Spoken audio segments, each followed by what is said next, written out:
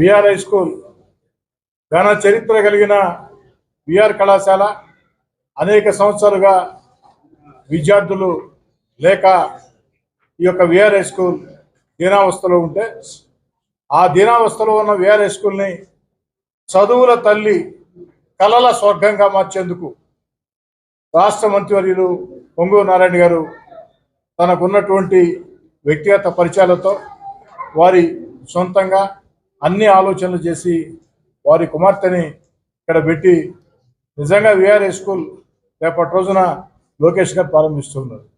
ఒక రకంగా చెప్పాలంటే ఆంధ్ర రాష్ట్రం కాదు, తెలంగాణ కాదు, భారతదేశంలోనే నారాయణ గారి ఆధ్వర్యంలో విఆర్ హై స్కూల్ రూపుదిద్దుకున్న తీరు భారతదేశంలోనే ఎక్కడ ప్రభుత్వ స్కూళ్లలో సాధ్యం ఉండేది కాదు.